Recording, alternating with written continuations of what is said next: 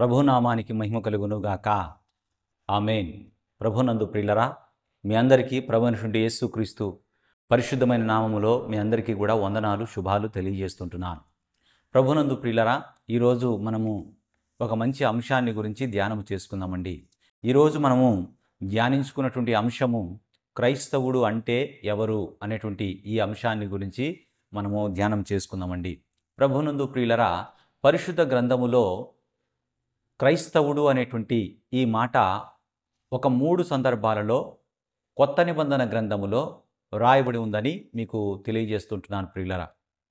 కొత్త నిబంధన గ్రంథములో అపోస్తుల కార్యములలో 2 సందర్భాలలోనూ, అలాగే పేతురు రాసినటువంటి మొదటి పత్రికలోనూ క్రైస్తవుడు అనేటువంటి ఈ పదాన్ని పరిశుద్ధ గ్రంథములో ఉపయోగించినట్లుగా మీకు తెలియజేస్తుంటున్నాను. పాత నిబంధన గ్రంథములో ఎక్కడా కూడా క్రైస్తవుడు అనేటువంటి పేరు ఎక్కడా కూడా ప్రస్తావించబడలేదు. పాత నిబంధన గ్రంథంలో మనకు 39 పుస్తకాలు ఉంటే ఈ 39 పుస్తకాలలో ఎక్కడా కూడా క్రైస్తవుడు అనేటువంటి మాట ఏ ప్రవక్త నోట కూడా అది ఉచ్చరింపబడలేదు అని మీకు తెలియజేస్తుంటున్నాను. ప్రభునందు ప్రియులరా, కొత్త నిబంధనలో మాత్రమే అపోస్తుల కార్యములో 2 సందర్భాలలోనూ, పేతురు రాసిన మొదటి పత్రికలో ఒక సందర్భములోనూ ఈ మాట రాయబడి ఉన్నదని మీకు తెలియజేస్తుంటున్నాను.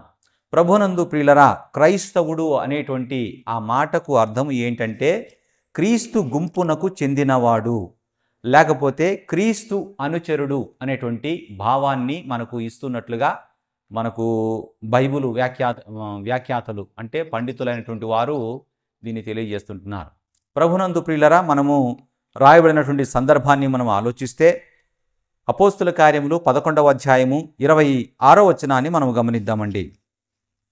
పరిశుద్ధ గ్రంథాన్ని మనం చూద్దామండి. అపోస్తుల కార్యములు 11వ అధ్యాయము 26వ వచనాన్ని మనం చూద్దామండి.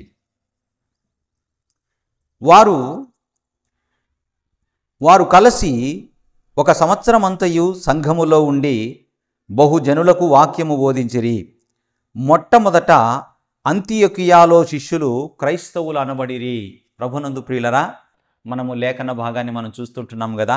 మొట్టమొదటిసారిగా అంతియొకియాలో ఉన్నటువంటి శిష్యులు క్రైస్తవులుగా వాళ్ళు పిలువబడుతున్నట్లుగా మనం చూస్తుంటున్నాం. క్రైస్తవుడు అనేటువంటి ఆ పేరుకు అర్థం ఏంటంటే క్రీస్తు గుంపునకు చెందినవాడు, క్రీస్తును వెంబడించేవాడు, లేకపోతే అనుచరుడు అనేటువంటి అర్థాన్ని మనకు ఇస్తూ ఉన్నట్లుగా మనకు తెలుస్తుంది ప్రియులరా. అయితే ప్రస్తుత కాలములో ఇది ఎలాగుందంటే క్రైస్తవ దేశానికి సంబంధించిన వాడని, క్రైస్తవ కుటుంబానికి సంబంధించిన వాడని, లేకపోతే సంఘానికి ఏదైనా సహాయం చేసేటువంటి పరిస్థితి కానివ్వండి, లేకపోతే ఎవరైనా తక్కువ వారికి సేవ చేయడం, ఇట్లాంటివి చేయడం ద్వారా మేము కూడా క్రైస్తవులము, మేము కూడా చర్చికి పోతున్నాము, మేము కూడా మా పితరులు, మా కుటుంబంలో ఉన్నవాళ్ళు క్రైస్తవులుగా ఉన్నారు, మా కుటుంబము క్రైస్తవ కుటుంబము, మేము పలానా దేశములో, మేము క్రైస్తవ దేశములో ఉన్నాము కాబట్టి మేము క్రైస్తవులముగా మేము ఉన్నాము అని ఇది మానవరీత్యా మనం చెప్పుకోవడానికి చాలా బాగుంటుందేమో. కానీ ప్రభునందు ప్రియులరా, ఇక్కడ క్రైస్తవుడు అంటే ముఖ్యంగా క్రీస్తును వెంబడించేవాడు, క్రీస్తు అనుచరుడు, క్రీస్తు గుంపునకు చెందినవాడు అనేటువంటి అర్థాన్ని మనకు ఇస్తూ ఉన్నట్లుగా మనకు దేవుని యొక్క వాక్యములో మనం చూస్తుంటున్నాం ప్రియులరా. క్రీస్తు కొరకు ఎవరైతే తమ జీవితాన్ని సమర్పించుకుంటారో వారే నిజమైన క్రైస్తవులుగా, దేవుని బిడ్డగా, దేవుని కుటుంబములో చేర్చబడిన వారుగా ఉంటారని దేవుని యొక్క వాక్యాన్ని బట్టి నేను మీకు తెలియజేస్తుంటున్నాను ప్రియులరా. ప్రభునందు ప్రియులరా, మీకు ఈ సందర్భంగా మీకు ఒక లేఖన భాగాన్ని నేను మీకు చూపించాలని నేను ఆశిస్తూ ఉన్నాను. అపోస్తులుడైనటువంటి పౌలు తీతునకు రాసినటువంటి పత్రిక 3వ అధ్యాయము 5వ వచనాన్ని మనం చూద్దామండి. అపోస్తులుడైన పౌలు తీతునకు రాసినటువంటి పత్రిక 3వ అధ్యాయము 5వ వచనాన్ని మనం చూద్దామండి. మనము నీతిని అనుసరించి చేసిన క్రియల మూలముగా కాక. ప్రియులారా, దేవుని యొక్క వాక్యాన్ని మీరు గమనిస్తూ ఉన్నారా? మనము నీతిని అనుసరించి చేసిన క్రియల మూలముగా కాక. ఏదైనా మంచి చేస్తే మనం క్రైస్తవులుగా ఎంచబడతాం, ఏదైనా మనం మేలు చేస్తే మనం క్రైస్తవులంగా ఎంచబడతాం. అనగా ఆహారం లేని వాడికి ఆహారం ఇవ్వడం, బట్ట లేని వాళ్ళకి బట్టలు ఇవ్వడం, అవసరతల్లో ఉన్న వాళ్ళకి సహాయం చేయడం, ఇవన్నీ కూడా మానవరీత్యా మనము చేయవలసినవే. ప్రభునందు ప్రియులరా, ఇక్కడ మనం గమనించాల్సింది ఏంటి అంటే, మనము చేసేటువంటి మంచి పనులను బట్టి మనము క్రైస్తవులముగా మారలేదు. ఇది మీరు గమనించాలని ప్రభు పేట నేను మీకు మనవి చేస్తుంటున్నాను. అలాగే తిమోతికి రాసినటువంటి 2వ పత్రికలో కూడా 1వ అధ్యాయము 9వ వచనంలో కూడా మన క్రియలను బట్టి కాక తన స్వకీయ సంకల్పమును బట్టి అని రాయబడింది ప్రియులరా. మన క్రియలను బట్టి, ఏదో మనం మేలు చేస్తున్నాం, మంచి చేస్తున్నాం, ఉపకారం చేస్తున్నామని మీరు తలంచుతున్నారేమో. కానీ ప్రియులరా, ఒక్క విషయాన్ని మీరు గమనించాలి. ఏమంటే, మీరు మేలు చేయకూడదు, మీరు మంచి చేయకూడదు, అవసరతల్లో ఉన్న వాళ్ళకి సహాయం చేయకూడదు అని నేను చెప్పట్లేదు. కానీ ఇవన్నీ చేయాలి. బీదలను కటాక్షించువాడు యెహోవాకు అప్పిచ్చువాడని రాయబడింది ప్రియులరా. కనుక ప్రియులరా, వాళ్లకు నీతిమంతుల యొక్క పునరుత్థానమందు వాళ్లకు ప్రత్యుపకారం అనేది ఉంటుందని పరిశుద్ధ గ్రంథం మనకు తెలియజేస్తుంది ప్రియులరా. కనుక ప్రియులరా, బీదలైనటువంటి వారికి సహాయం చేయడం అన్నది అది మంచి క్రియలను బట్టి మనము క్రైస్తవులముగా మనం మారలేదు. మనము క్రీస్తు గుంపునకు చెందిన వారముగా మనము లేము. క్రీస్తును వెంబడించటము ద్వారానే మనము క్రైస్తవులముగా ఉన్నాము అనేటువంటి ఈ సత్యాన్ని మీరు గమనించాలని ప్రభు పేరట మీకు మనవి చేస్తుంటున్నాను ప్రియులరా. అందుకే భక్తుడైనటువంటి పౌలు తిమోతికి రాసినటువంటి ఈ పత్రికలో మనము నీతిని అనుసరించి చేసిన క్రియల మూలముగా కాక తన కనికరము చొప్పుననే పునర్జన్మ సంబంధమైన స్నానము ద్వారాను పరిశుద్ధాత్మ మనకు నూతన స్వభావము కలుగజేయుట ద్వారాను మనలను రక్షించెను. పునర్జన్మ సంబంధమైనటువంటి స్నానము, దానికి ఒక పుట్నోట్ ఉందండి. పునఃస్థితి, స్థాపన సంబంధమైన అనేటువంటి మాట మనకుంది. ఇక్కడ స్నానము అంటే మనం అర్థం చేసుకోవాల్సింది ఏంటంటే, బాప్తిసం పొందాలి, క్రీస్తులోనికి బాప్తిసం పొందాలి, క్రీస్తు యేసును సొంత రక్షకునిగా అంగీకరించాలి.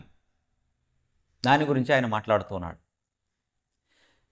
ప్రభునందు ప్రియులరా, మీరు ఒక విషయాన్ని మీరు గమనించాలని ప్రభు పేట నేను మీకు మనవి చేస్తుంటున్నాను. యేసును అంగీకరించినటువంటి వారు తప్పనిసరిగా వాళ్ళు బాప్తిస్మాన్ని పొందాలి.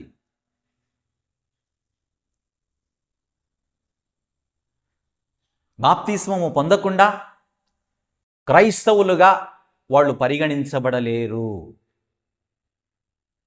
ప్రభునందు ప్రియులరా, దేవుని యొక్క వాక్యము మనకు ఈ రీతిగా మనకు తెలియజేస్తుంది ప్రియులరా. పాత నిబంధన కాలంలో మనకు నోవాహు యొక్క జలప్రళయాన్ని గురించి అపోస్తులుడైనటువంటి పేతురు తన పత్రికలో ఆయన చూపిస్తాడు. ఆయన చూపించినటువంటి ఆ మాటను మనము ఒకసారి మనం గమనిద్దామండి. పేతురు రాసినటువంటి మొదటి పత్రిక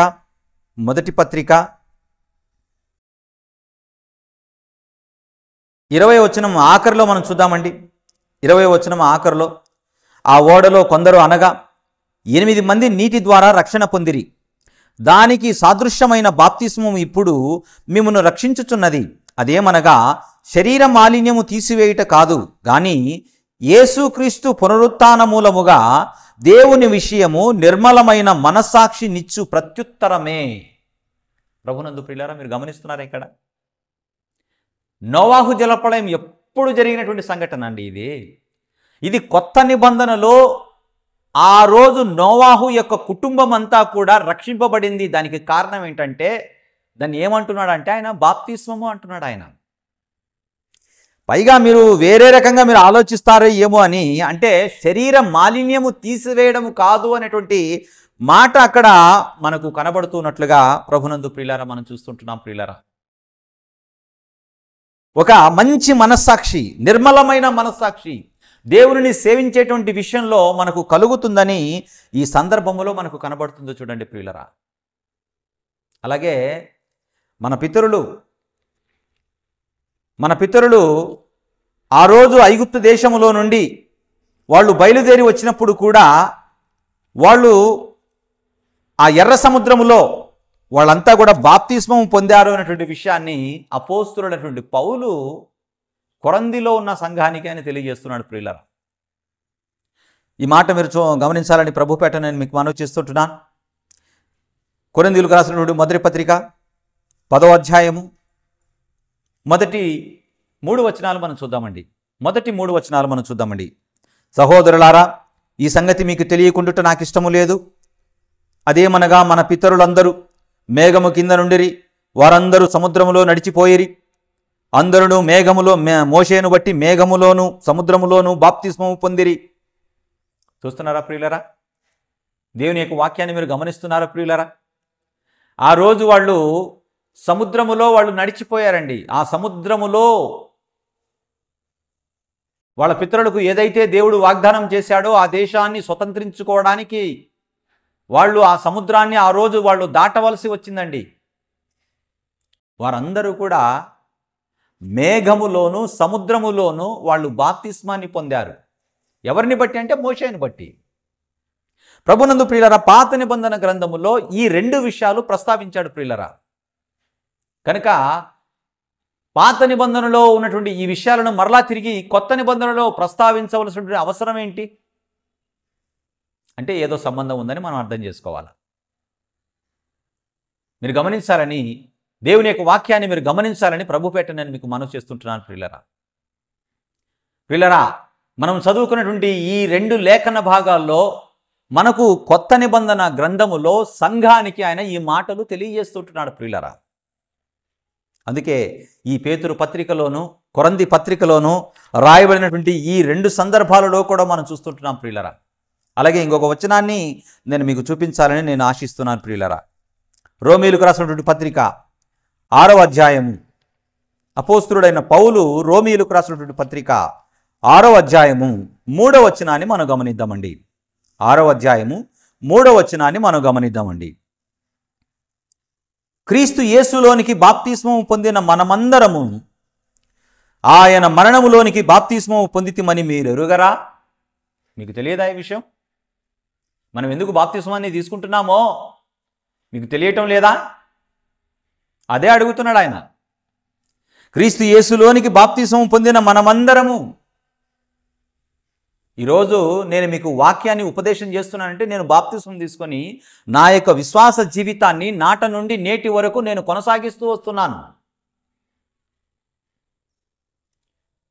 మనమందరము మనమందరము మనమందరము మనము అంటే ఇక్కడ అపోస్తలుడైనటువంటి పౌలు కూడా ఆ సంఘముతో పాటు ఇంక్లూడింగ్ ఆయన కూడా ఉన్నాడు ఇక్కడ.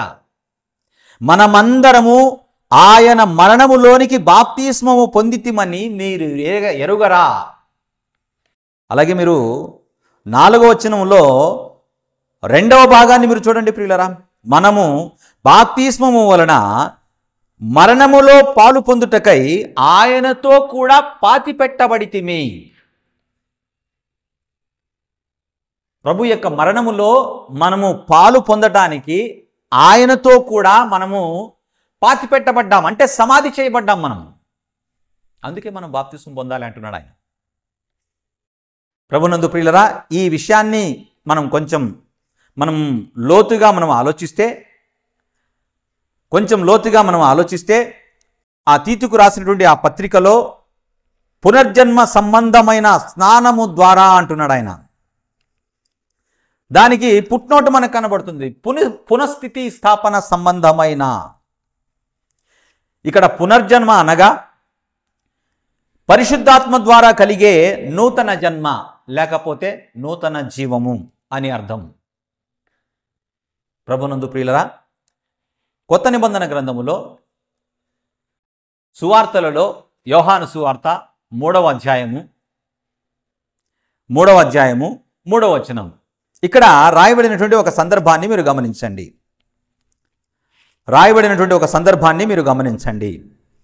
ఇక్కడ నికోదేము అనేటువంటి ఒక యూదుల అధికారి, ఒక పరిసయ్యుడు, ఒక బోధకుడు ఉన్నాడు.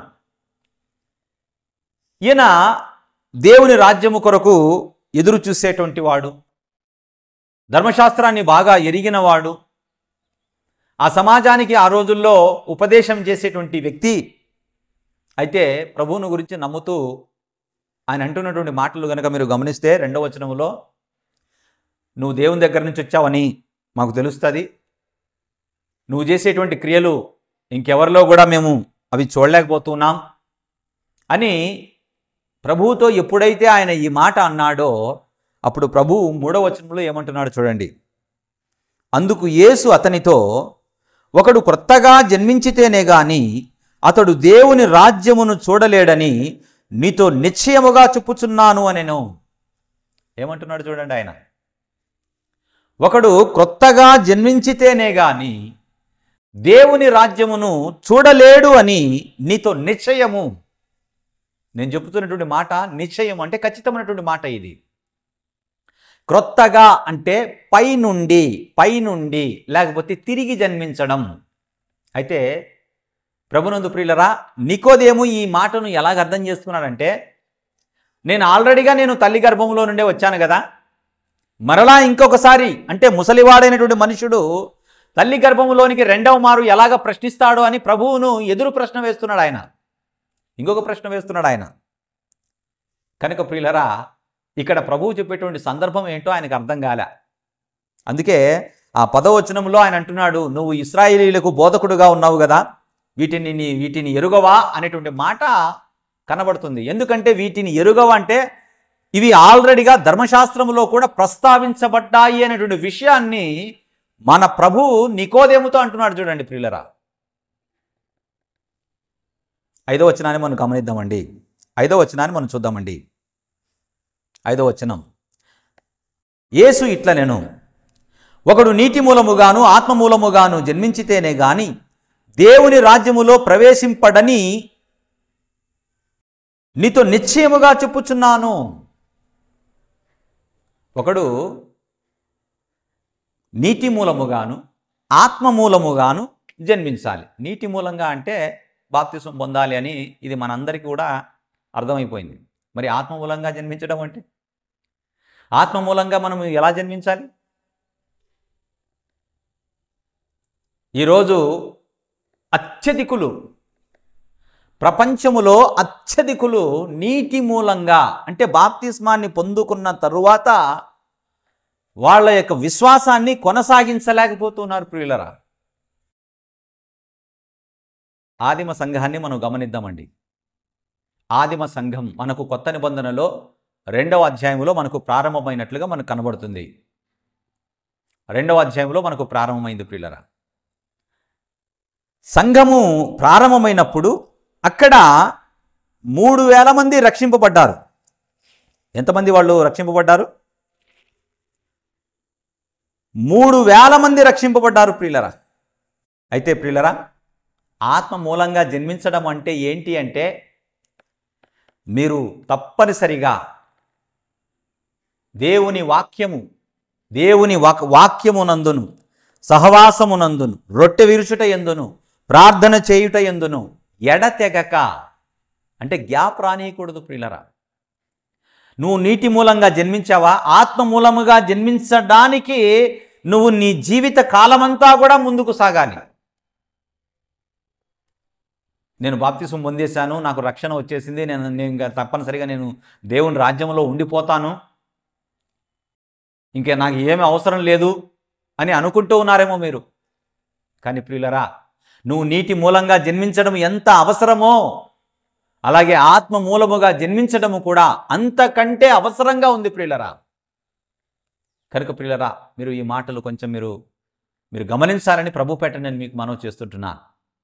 క్రైస్తవుడు అంటే క్రీస్తు నామాన్ని ధరించినవాడు, క్రీస్తును వెంబడించేవాడు, క్రీస్తు కొరకు ఈ లోకములో బ్రతికేటువంటి వాడు.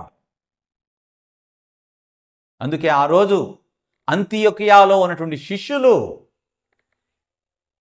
క్రైస్తవులుగా వాళ్ళు పిలువబడుతున్నారు. శిష్యులు అంటే యేసును వెంబడించేవాడు, యేసు దగ్గర నేర్చుకునేవాడు, యేసు కొరకు ఈ లోకములో జీవించేవాడు ప్రియులరా. కనుక ప్రియులరా, ఈ మాటలు కొంచెం మీరు గమనించాలని ప్రభుపేట నేను మీకు మనవి చేస్తుంటున్నాను ప్రియులరా. అలాగే ఇంకొక సందర్భాన్ని కూడా మనం చూద్దామండి. అపోస్తుల కార్యములు 26వ అధ్యాయము. అపోస్తుల కార్యములు 26వ అధ్యాయము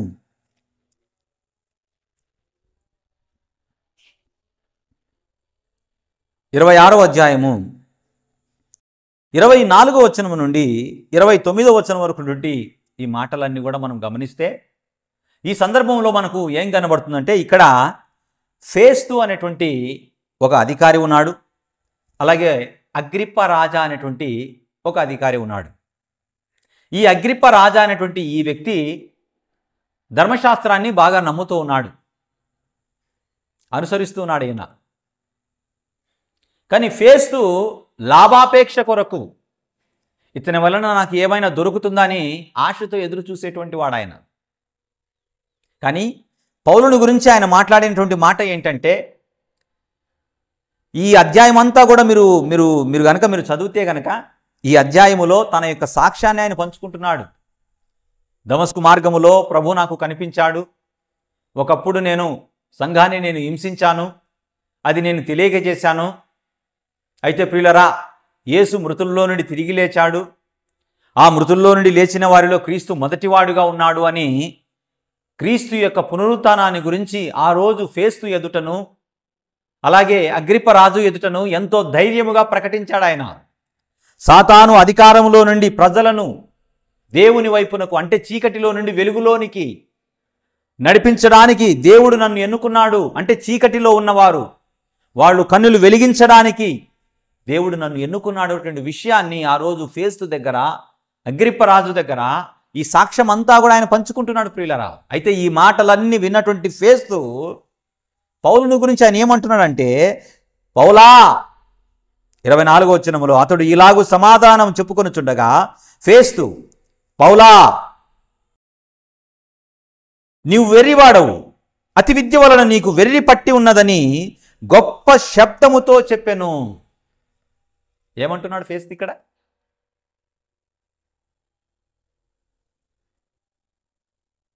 ఇక్కడ పౌలు ఏమైనా లేని విషయాలు ఏమని చెప్తున్నాడని ఇక్కడ ఏదైతే వారి పితరుల ధర్మశాస్త్రమందు ఏమైతే రాయబడిందో వాటినే కదా ఆయన రిపీట్ చేస్తున్నాడు. ఏదైతే వాళ్ళు నమ్మలేదో దాన్నే కదా ఆయన చెప్తూ ఉండేది, ఇంకా వేరే ఏమని చెప్తున్నాడు ఆయన ఇక్కడ. కానీ యేసును నమ్మలేక వాళ్ళు యేసును గురించి, ఆయన యొక్క మృతుల పునరుత్థానాన్ని గురించి ప్రకటించినందుకు నీకు వెర్రి పట్టింది, నీకు అతి విద్య వలన నీకు వెర్రి పట్టింది, నువ్వు వెర్రివాడవు. నిజంగా ఇలాగ కించపరిచేటువంటి మాటలు ఆయన మాట్లాడుతున్నట్లుగా మనం చూస్తున్నాం ప్రియులరా. అలాగే 25వ వచనంలో కూడా మనం చూస్తే, అందుకు పౌలు ఇట్లా, నేను మహాఘనత వహించిన ఫేస్తు, నేను వెర్రివాడను కాను గాని సత్యమును